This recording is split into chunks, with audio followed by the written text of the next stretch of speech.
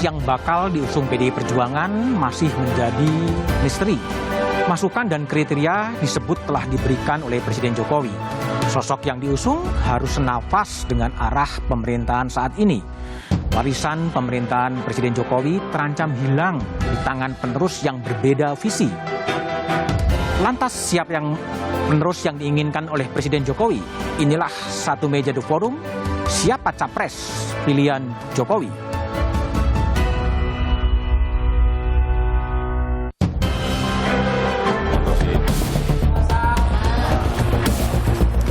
Pak Jokowi juga memberikan masukan-masukan kepada Ibu Ketua Umum agar arah ke depan pemerintahan ini senafas.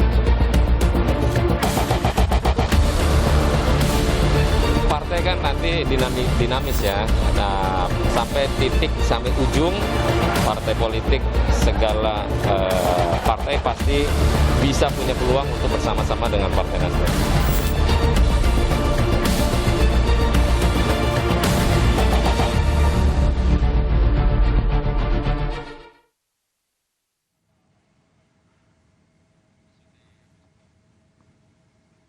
Hakikat pemilu adalah kesinambungan atau perubahan 2024. Itulah tema yang akan saya bahas dalam Satu Meja The Forum malam ini dengan sejumlah narasumber yang telah hadir di studio. Ada Sekretaris Jenderal Partai Nasdem, Johnny G. Plate, malam. Selamat malam, Mas Budiman. Malam. Nice to meet you. Nice to meet you too. Ada Ferry Juliantono, Wakil Ketua Umum Partai Gerindra. Malam, Malam, Bang Ferry. Mas Budiman. Ada Direktur Eksekutif Indikator Politik Indonesia Burhanuddin Muhtadi. Malam, Bung Burhan. Malam, Mas. Dan ada Mas Hersaki, Kepala Badan Komunikasi Strategis DPP Partai Demokrat yang telah tergabung melalui Zoom. Malam, Bang Saki. Ya, selamat malam, Bang Budiman. Dan saya masih menunggu juga sambungan dari pihak PDI Perjuangan. Mungkin kita dengar bagaimana sebenarnya pernyataan dari PDI Perjuangan soal apa sebetulnya yang diinginkan capres yang diidealkan oleh PDI Perjuangan untuk pemilu 2024.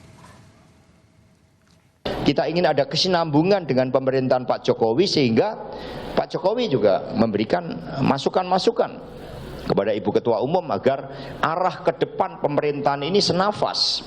Kalau Pak Jokowi telah menetapkan koridor-koridor strategis melalui pembangunan infrastruktur dan melalui revolusi mental, maka presiden yang akan datang juga harus dalam satu nafas itu. Nggak bisa presiden ke depan tiba-tiba punya orientasi yang berbeda, memindahkan ibu kota di suatu tempat antah berantah. Nah, itu nggak bisa, harus senafas. Oke, saya akan ke Bung Johnny G. Plate.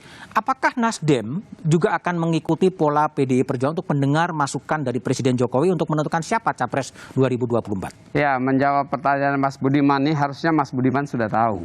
Apa tahu? Ya, perlu saya sampaikan bahwa duet PDIP dan Nasdem itu sukses sejak 2014. Oke. Ya, karena ya sudah beberapa kali dan terakhir pada saat HUT Nasdem November yang lalu 2020, Ketua Umum Nasdem Bang Surya Paloh juga secara resmi menyampaikan di hadapan Presiden Joko Widodo bahwa presiden berikutnya adalah presiden yang mampu untuk menjaga kontinuitas pembangunan yang sudah diawali dan berhasil sukses dilakukan oleh Presiden Joko Widodo. Nah, selanjutnya konstitusi mensyaratkan dan undang-undang mensyaratkan yang menentukan calon presiden adalah partai politik. Oke, tapi mendengar Presiden Jokowi gitu? Adalah partai politik. Bahwa sebagai koalisi yang sukses dan inginkan kontinuitas pembangunan, Ketua Umum dan Presiden berdiskusi dan saling bertukar pandang adalah hal yang normal dalam medan politik internal koalisi partai, termasuk dengan Nasdem. Oke, artinya Nasdem akan berbicara dengan Presiden Jokowi? Bukan akan berbicara, Mas. Apa? Nasdem secara kontinu berbicara dengan Presiden. Berbicara terus-menerus untuk mencari capres 2024? Untuk menghasilkan pemimpin yang mampu melaksanakan kontinuitas pembangunan nasional. Itu termasuk tadi yang Sekjen PDIP mengatakan ibu kota negara? Secara gamblang, Sekjen PDIP pun mengatakan hal yang sama. Itulah wujud dari soliditas koalisi yang sudah ya berlangsung secara sukses, ya terus menerus dan berturut-turut sejak tahun 2014. Oke, Bung Ferry Juliantono, Wakil Ketua Umum Partai Gerindra, apakah juga menempatkan Presiden Jokowi sebagai faktor, sebagai capres di 2024? Ya, itu tidak bisa dihindari. Tetapi calon yang muncul tahun 2024 itu kan bisa berasal dari kabinet, dari pemerintahannya Pak Jokowi, tapi bisa juga mereka berasal dari kepala daerah. Nah, bagi Partai Gerindra tentu Ketua Umum Partai Gerindra Pak Prabowo Subianto, apalagi sekarang beliau menjadi Menteri Pertahanan, tentu memahami betul apa yang harus dilakukan pada pemerintahan Pak Jokowi, dan alhamdulillah hasil survei beberapa lembaga survei juga menempatkan Pak Prabowo Subianto menjadi salah satu tokoh yang memiliki angka tertinggi di hasil survei, baik menyangkut elektabilitas dan yang lain-lainnya. Jadi bagi kami di Partai Gerindra, Pak Prabowo Subianto tentu akan menjadi pertimbangan bagi Presiden untuk bisa melanjutkan kesinambungan ataupun menjadikan pemerintahan menjadi lebih baik. Dan saya rasa sekarang Partai Gerindra juga bersama Pak Plate, Partai Nasdem dan yang sekarang di dalam pemerintahan tentu tidak keberatan. Artinya Presiden Jokowi sudah menyetujui quote-unquote Pak Prabowo maju sebagai kontestan di 2024? Saya rasa kan sekarang Pak Jokowi sebagai Presiden kelihatannya quote-unquote ya memberikan kebebasan kepada masing-masing menterinya untuk melakukan kegiatan-kegiatan dalam konteks mempopulerkan yang bersangkutan masing-masing tanpa melupakan tanggung jawab sebagai menteri. Ada beberapa menteri-menteri yang kita tahu bahwa ya dibiarkan gitu, dan menurut saya ini adalah satu sikap yang diambil oleh Presiden dalam rangka untuk mempersiapkan gitu. Tetapi juga di luar kabinet kan juga ada kepala-kepala daerah yang juga kita tahu memiliki kedekatan juga dengan Presiden. Nah, itu yang kita nggak tahu gitu. Tapi bagi Partai Gerindra tentu kami punya harapan, apalagi Pak Prabowo alhamdulillah hasil surveinya juga masih tetap tinggi, yaitu bisa menjadi pertimbangan bagi Pak Jokowi, dan mudah-mudahan partai-partai yang di dalam pemerintahan juga bisa mendukung. Mas Budiman, saya perlu tambahkan ya, supaya jangan sampai publik dalam rangka pendidikan politik menangkap secara keliru. Saat ini Presiden Joko Widodo dan seluruh anggota kabinet sedang fokus penanganan pandemi COVID-19 dan pemulihan ekonomi. Itu utama dan terutama. Saya tadi bilang utama, tidak melupakan itu. Tidak melupakan. Itu utama, bukan tidak melupakan. Itu utama dan terutama. Bahwa Bapak Presiden juga mempunyai tugas moral untuk mempersiapkan tanda petik pemerintahan berikutnya. Itu adalah seorang pemimpin yang baik dan benar. Harus itu dilakukan. Agar kesinambungan ya. Menyiapkan pemimpin berikutnya bagi bangsa dan negara. Dan Presiden mengetahui betul konstitusi mengatur bahwa yang mendapat tugas dan ditugasi untuk menyiapkan calon presiden adalah partai politik. Baik. Nasdem tidak saja menyiapkan calon presiden. Kami melakukan orkestrasi untuk menghasilkan presiden berikutnya. Baik. Saya ke Hersaki dari Partai Demokrat. Bang Saki, jadi apakah Demokrat juga melihat bahwa Pak Jokowi sebagai kingmaker ya untuk menentukan siapa calon presiden 2024? Bung Saki gimana melihatnya? Ya, pertama begini, Bang Budiman, kami senang sekali tadi mendengar teman-teman dari partai pemerintah, ada Pak Menteri Johnny G. Plate dan juga Bang Ferry Juliantono gitu, menegaskan bahwa pandemi dan krisis ekonomi menjadi prioritas saat ini bagi partai pendukung pemerintah. Karena kami juga, Mas AHY dan Partai Demokrat selama 2 tahun ini, di tengah pandemi ini, meskipun kami di luar pemerintahan, tapi kami juga fokus bagaimana bisa membantu pemerintah mengatasi pandemi dan juga membantu rakyat dalam krisis ekonomi. Nah, tentunya semangat yang sama ini akan sangat baik, memang ini kami senang sekali gitu. Karena kami di luar saja membantu pemerintah agar bisa membantu mengatasi pandemi dan ekonomi. Yang kedua, kami juga masih menyampaikan bahwa di tengah keterbatasan kami sebagai partai yang berada di luar pemerintahan dan juga ada gangguan yang luar biasa di tahun 2021 lalu melalui upaya pembegalan politik, tapi kami semua tetap berupaya maksimal membantu rakyat. Inilah yang kemudian ternyata termanifestasi ya dalam berbagai survei yang menunjukkan peningkatan hasil elektabilitas luar biasa Partai Demokrat dan juga Ketua Umum AHY. Ini mesti kami tegaskan kembali juga. Kami sampaikan tentu terima kasih kepada rakyat Indonesia atas kepercayaannya. Kami yang berada di luar pemerintahan ternyata juga menjadi tumpuan untuk harapan rakyat.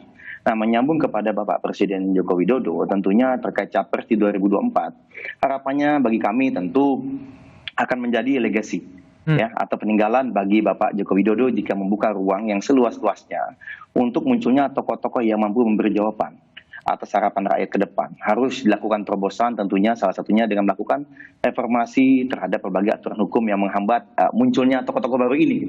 Apa itu? Ya, salah satunya menurut kami adalah ambang batas presiden gitu. Ini menurut kami, tapi bukan, ya ini kan bukan tema malam ini, tapi jadi kami tidak akan membahasnya. Ya. Kemudian kami ingin sampaikan juga bagaimanapun Mas AHY sebagai satu-satunya tokoh ya dari generasi milenial yang menjadi ketum parpol, yaitu Partai Demokrat, dan Partai Demokrat ini sendiri punya pengalaman di masa lalu gitu. Jadi Mas AHY ini akan siap misalnya menjadi bridging generasi antara generasi old ya dengan generasi milenial. Nah, tentunya kita juga masih melihat bagaimanapun berbagai lembaga survei yang kredibel itu menunjukkan keinginan yang kuat dari rakyat. Bahwa pengganti Bapak Presiden Joko Widodo ini adalah tokoh-tokoh yang bebas dari kasus korupsi. Itu bersih. Kemudian yang kedua adalah ada unsur kuat agamanya, religius, perhatian kepada masyarakat, dan cerdas. Nah, Mas AHY kami lihat juga masuk dalam kriteria itu ya. Baik, Bung Zeki. Tapi kita fokuskan dulu konsolidasi kami di internal, dan kami juga akan bantu masyarakat atasi COVID. Baik. 2024 kita tunggu nanti. Baik. Saya ke Bung Burhan. Bung Burhan, sejauh mana nih faktor Jokowi akan ikut menentukan dalam kontestasi Pilpres 2024? Tergantung 3 faktor. Faktor yang pertama adalah apakah Presiden Jokowi mampu mempertahankan approval rating yang tinggi atau tidak. Sekarang, Jadi sekarang 71,4%. Kalau kita lihat data dari Political Intelligence Global Leaders Approval Rating yang baru dirilis Januari 2022, itu Presiden Jokowi approval ratingnya nomor 2 di bawah Modi di antara 13 Modi, PM India. Di antara 13 negara demokrasi sedunia. Jadi itu termasuk tertinggi. Belum lagi dari sisi stabilitas politik di elit itu juga 81%, terutama sejak bergabungnya Gerindra dan PAN. Nah, yang kedua, saya kira tergantung juga dengan barrier to entry, 20% sampai 25% presidential threshold. Sekarang sedang di challenge diperjuangkan termasuk oleh Ferry ya. Persis. Kalau misalnya presidential threshold itu bisa diturunkan, artinya gugatan terkait dengan itu disetujui oleh MK, itu akan membuka kotak Pandora. Jadi kemungkinan Presiden Jokowi untuk menjaga agar calon tidak lebih dari 3 itu menjadi sulit. Jadi buyar. Dan karenanya posisi beliau sebagai kingmaker jadi berkurang. Nah, yang ketiga itu sangat tergantung juga oleh posisi cawapres sekarang. Kalau kita lihat peta hari ini, itu survei-survei hampir semuanya mengatakan tidak ada calon presiden yang dominan. Jadi misalnya Pak Prabowo meskipun peringkat pertama, tetapi perolehan suaranya udah drop dibanding perolehan 2019. Cuma 20-an%. Padahal 2019 44,5%. Ganjar Pranowo meskipun di peringkat kedua, tapi stagnasi dari sisi popularitas terjadi selama beberapa bulan.